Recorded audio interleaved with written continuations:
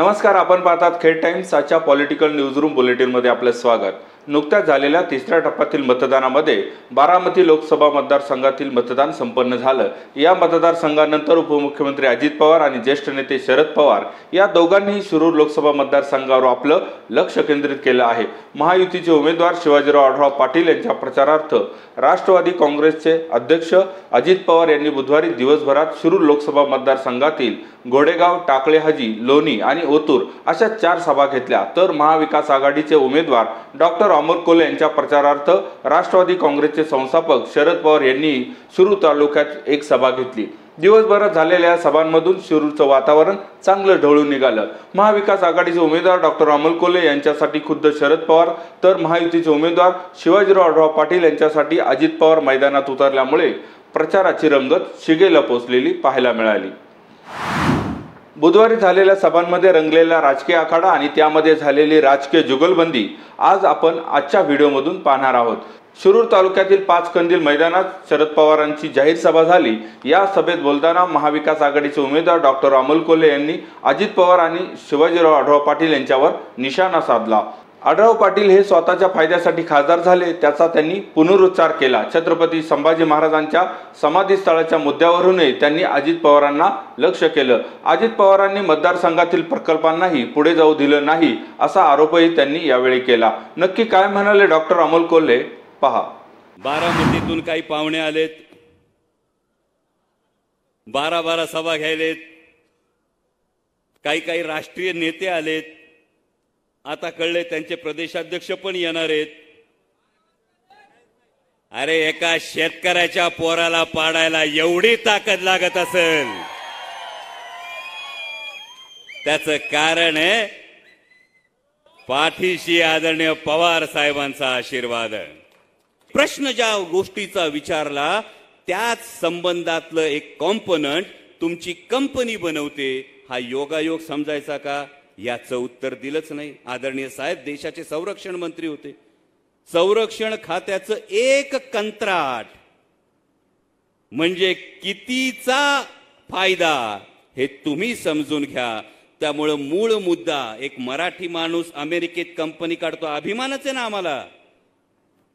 आमचा प्रश्न हा आहे की या मायबाप मतदारांनी तुम्हाला जे निवडून दिलं होतं ते निवडून दिल्यानंतर मिळालेला पदाचा फायदा तुम्ही ठराविक प्रश्न विचारून तुमच्या कंपनीचं साठलोट करता, तुमच्या कंपनीचं उखळ पांढरं करता, त्याचा जबाब द्या.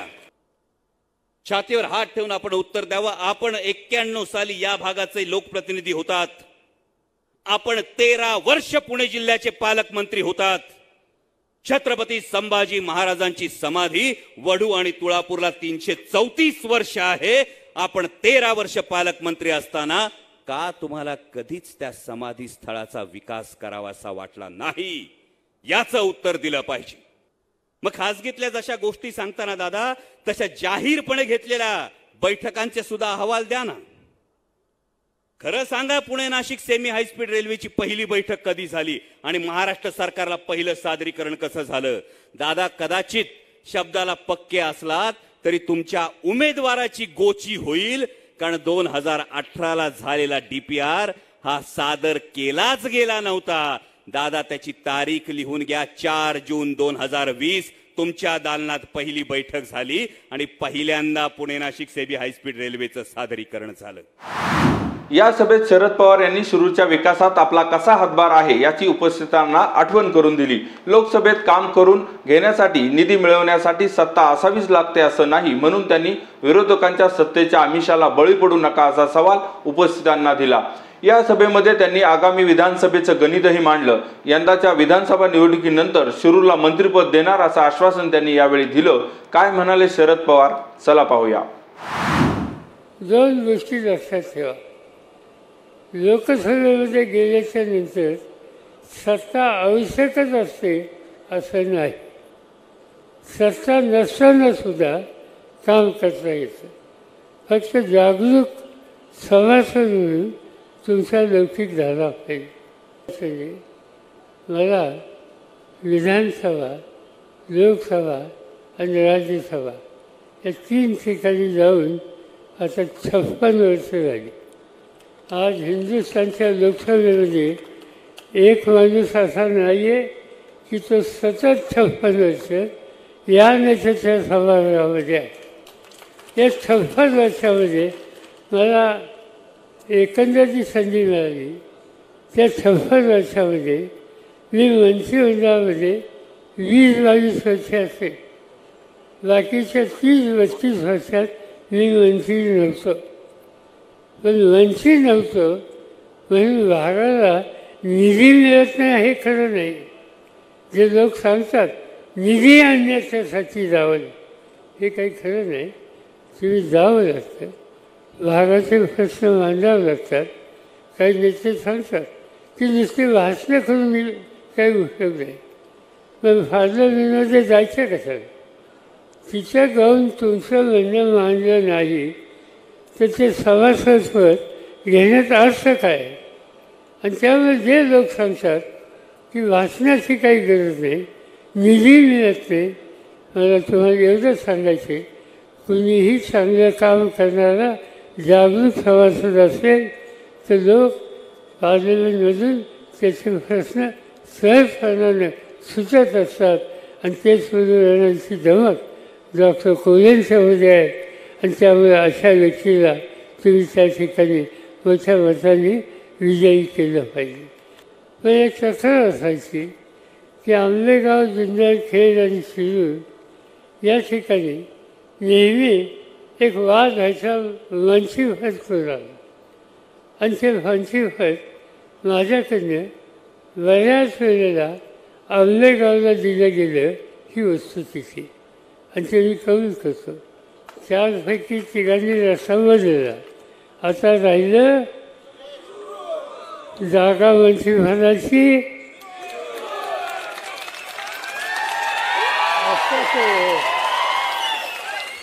लक्षात आलं? त्यामुळे त्याची काही काळजी करू नका. ज्या पद्धतीनं अशोकरावचं काम आहे, ज्यावेळी संधी मिळेल त्यावेळेला शिरूर मोकळं राहणार नाही ही या ठिकाणी गोष्ट होती. पण एक गोष्ट माझ्या मनात अजून नक्की नाही की शिरूरला द्यावं, मग कुणाला द्यावं.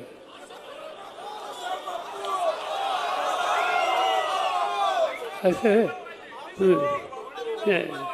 मी म्हणत होतो सुजाताईला द्यावं.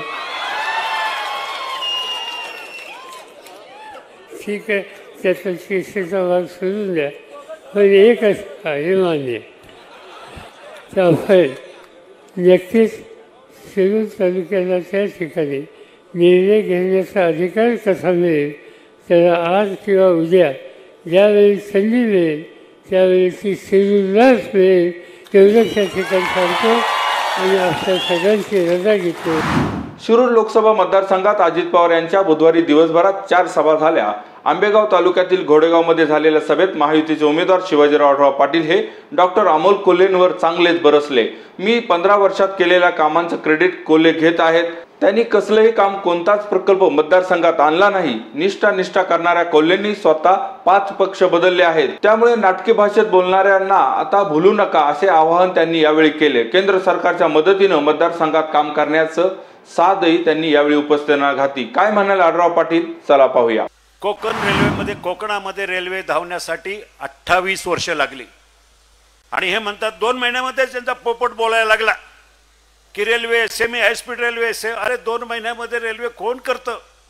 त्याच्यासाठी माझी 13 वर्षाची तपश्चर्या. मी हरिश्चंद्राची शपथ घेऊन सांगतो, मी केलेलं आहे म्हणून मी बोलतोय. तुम्ही सगळ्यांनी पाहिलंय जसं धर्मवीर संभाजी महाराजांची भूमिका करताना लोकांना वाटलं की हाच महाराज आहे, त्याप्रमाणे आता तो प्रचार करताना असं सांगतो की रेल्वेचं मी काम केलं, लोकांना खरं वाटेल. पण लोकांना खरं वाटत नाही. कारण काम करणं आणि कामाचा अभिनय करणं याच्यामध्ये खूप मोठा फरक आहे. काम मी केलं 5 वर्ष, 10 वर्ष, 15 वर्ष, आणि काम केल्याचा अभिनय त्यांनी केला हे आपल्या सगळ्यांना माहिती आहे. म्हणून अशा भूलतापाला बळी पडू नका. 5 वर्षापूर्वी माझ्यावर नाही ते आरोप केले, टीका केल्या, आणि त्या ट्रॅफिकच्या प्रश्नावर निवडून गेलेला बहादर त्या चाकणच्या ट्रॅफिकमध्ये परत ढुंकून पण पाहिलं नाही. मी विकासाचं बोलतो, मी स्वाभिमानाचं बोलत नाही, मी निष्ठेबद्दल काही बोलत नाही. आणि निष्ठा कोणाशी हो? ज्या महागद्दारानं 5 वर्षामध्ये 5 पक्ष बदलले आणि असे 5 पक्ष बदलणाऱ्या माणसापासून सावध राहा. त्याला कोणाच्या निष्ठेबद्दल बोलायची गरज नाही. निष्ठा कोणाशी असावी राजकारणामध्ये? माझी निष्ठा तर तुमच्याशी आहे, माझी निष्ठा जनतेशी आहे, माझी निष्ठा गोरगरीब मायबापांशी आहे. या सगळ्या गोष्टीचा विचार करताना मला एक गोष्ट आवर्जून सांगावीशी वाटते की धर्मवीर संभाजी महाराजांचा जो समाधी स्थळाचा वडू आणि तुळापूरचं स्मारक आहे, त्या स्मारकासाठी खासदार आणि आमदारांनी माझ्या अगोदरच्या काही आराखडा तयार केला. त्याला अजितदादांना मान्यता दिली. दुर्दैवानं ती मान्यता दिल्यानंतर त्याच्यावर काही काम चालू झालं नाही. एकनाथभाई शिंदे मुख्यमंत्री झाले, त्यांच्याकडे मी पहिली बैठक लावली की माझ्या शिरूर लोकसभा मतदारसंघातल्या 5 प्रश्नासाठी मला मदत पाहिजे. 16 IAS अधिकारी, स्वतः मुख्यमंत्री, मी आणि मतदारसंघातल्या काही लोकांना घेऊन गेलो आणि त्यांना सांगितलं, साहेब माझ्या मतदारसंघामध्ये हा वडू तुळापूरचा जो विकास आराखडा आहे तो 250 कोटी रुपयाचा आहे, त्याच्यामध्ये बरेचसे दोष आहेत, त्याला नवीन करायला पाहिजे. मुख्यमंत्र्यांनी तिथल्या तिथं बैठकीमध्ये आदेश दिले, आढळराव सांगतील त्याप्रमाणे नवीन सुधारणा त्याच्यामध्ये करा, ग्रामस्थांना विचारात घ्या आणि 1 महिन्यामध्ये सुधारित आराखडा सादर करा. 1 महिन्यामध्ये मी कलेक्टर असेल, नियोजन असेल, कमिशनर असेल, ग्रामस्थ असेल, सगळ्यांना विचारात घेतला आणि नवीन काही गोष्टी वाढवल्या आणि 400 कोटी रुपयाचा विकास आराखडा तयार केला. त्याला बजेटमध्ये 8 दिवसामध्ये मंजुरी देवेंद्रजी फडणवीस यांनी दिली. मंजुरी मिळाली, पण पैसे कुठे? तर पैसे देण्यासाठी स्वतः अजितदादांनी पहिल्याच टप्प्यामध्ये पहिल्याच बजेटमध्ये त्याला भरीव निधी दिला. त्याचं टेंडर निघालं. आज 175-190 कोटी रुपयाचं टेंडरचं काम चालू झालं पहिल्या टप्प्यातलं. ही म्हणतात कार्यक्षमता, ही म्हणतात कार्यतत्परता. दत्तगाव त्यांनी घ्यायचं, सोशल मीडियावर प्रचार त्यांनी करायचा आणि प्रत्यक्षात ग्राउंडवर काम करायचं मी. अशा प्रकारचं चित्र आपल्याला गेले 5 वर्ष बघायला मिळालंय. म्हणून मला आपल्याला सांगायचं आहे की अशा नाटकी आणि अभिनय करणाऱ्या लोकांपासून सावध राहा.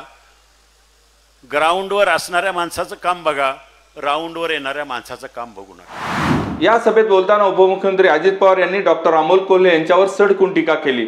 कोल्हेंना मीच पक्षात घेतलं, निधी दिला नाही असा आरोप करणाऱ्या कोल्हेंना त्यांनी यावेळी सडकून उत्तर दिलं. देवदत्त निकम यांच्यावरही त्यांनी यावेळी निशाणा साधला. आमदारकीच्या आशेनं शरद पवारांकडे गेलेल्या भावी आमदारांना खोचक सल्लाही अजित पवारांनी यावेळी दिला. काय म्हणाले अजित पवार, चला पाहूया. ही समोरचे गप्पा आणायला येतात ना, अरे मीच त्यांना तिकीट दिलं होतं, मी शोधून आणलं होतं, चला या या या म्हणलं माझ्याकडे. माझ्या घरी दुपारी जेवायला घातलं, सतत उद्धव ठाकरेंचे फोन येत होते. म्हणलं उद्धव ठाकरेंचा फोन घेऊ नका, दे फोन, आणि माझ्या खिशात दिला टाकून. आणि मग माझ्या प्रेमकोट बंगल्यावरून धनंजय मुंडे विरोधी पक्ष नेता होता तिथं नेलं आणि प्रेस बोलवली. प्रेसला सांगितलं, गमछा टाकला, म्हणले दादा उभा राहतो पण सगळं बघायचं तुम्ही दिलीप रावांनी, मी काही बघणार नाही, मी फक्त भाषण करणार. आणि म्हणलं सगळं जे काही नियमाने खर्च करायचा असतो तेवढा खर्च करू, काळजी करू नको, जीवाचं रान करू. निवडून आणला. नंतर 2 वर्षांनी म्हणलं दादा मी सेलिब्रिटी आहे. म्हणलं मग? नाही मी अभिनेता आहे. अरे म्हणलं आहे ना माहिती. नाही मग दादा मी कलाकार आहे, दादा मी मालिका करतो, छत्रपती संभाजी राजांची मालिका करतो. म्हणलं त्याच्यामुळेच आहे बहिणीने तुला शिक्के मारलं, बटणं दाबलीत. म्हणलं कारण लोक तुम्हाला छत्रपती शिवाजी महाराज आणि छत्रपती संभाजी राजांच्या भूमिकेत बघताय. असं झालं, त्याचा फायदा झाला खरंय. पण नंतर मला म्हणायला लागले दादा आपल्याला राजीनामा द्यायचं, हे आपल्याला जमत नाही. म्हणलं काय झालं? मित्रांनो मी त्यांना इतकं समजून सांगितलं, डॉक्टर कोल्हे साहेब असं करू नका, लोक आपल्याला मारतील, लोक म्हणतील यांना आधी कळलं नाही का, काही करून 5 वर्ष कडेला काढा. आणि मग ती कडेला काढली, त्याच्यामुळे ते आदिवासी भागात आलेच नाही.